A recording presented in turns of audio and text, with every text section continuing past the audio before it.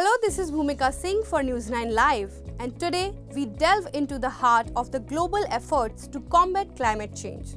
As the world converges at Cop28, the United Nations Climate Summit in Dubai, each country comes there with its own set of priorities and challenges, seeking to make strides in the battle against climate change.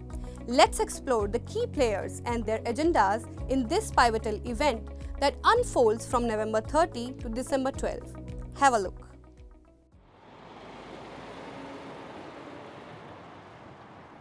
Each country has its own agenda for the nearly 200 nations gathering at Cop28 in Dubai.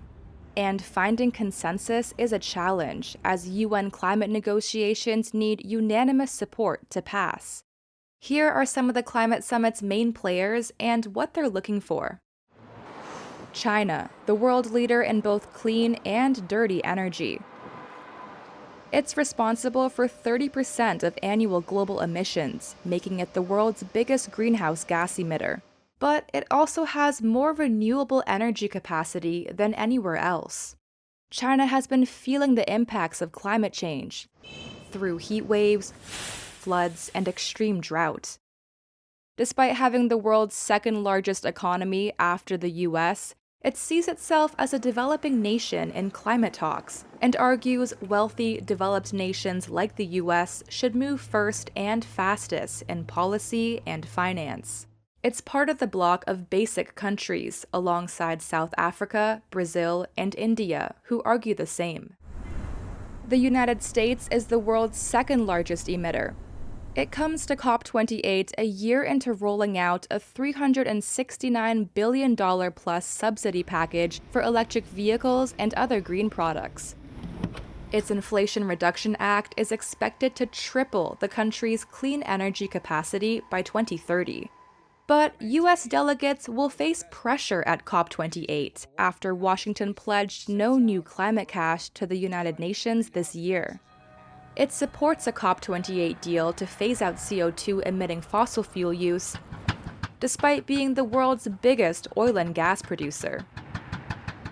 The 27-country European Union is among the most ambitious. The bloc, along with the US, is pushing to triple renewable capacity.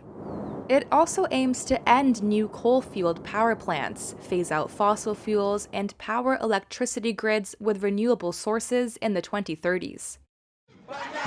African countries are pushing for climate finance to speed up green energy projects. But not everyone's on the same page.